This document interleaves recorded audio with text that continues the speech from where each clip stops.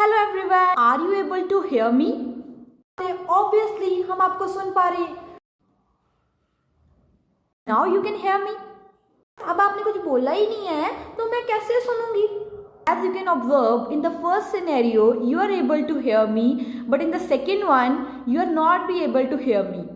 Why? इसका reason क्या है? फर्स्ट केस में तो आपको मेरी आवाज आ रही थी, but in second case, you are not be able to hear. The simple reason is due to the sound. क्योंकि जब मैं बोल रही हूं तो क्या प्रोड्यूस हो रहा है? साउंड प्रोड्यूस हो रहा है. So you are able to hear me. This our topic is about sound. So sound होता क्या है? So let us perform a simple activity. So the activity here is I will speak in two different ways. So you have to observe. Okay. My name is Amandeep Kaur.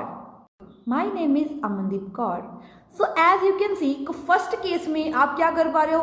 Clearly मेरी आवाज आपको Audible हो रही है. क्यों? क्योंकि उस time पे I am speaking with a full energy, पूरी एनर्जी के साथ बोल रही हूँ. But in the second case आपको वही साउंड बहुत स्लो आ रही है. Y?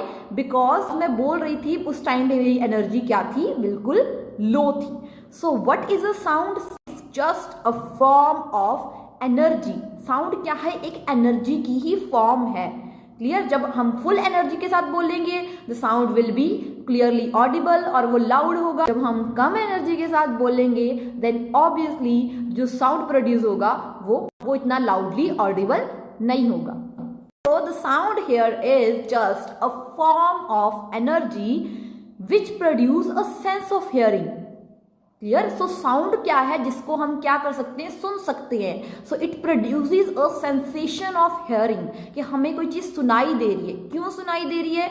Due to the sound. तो साउंड है क्या? It is just a form of energy. I hope now you can answer what is a sound.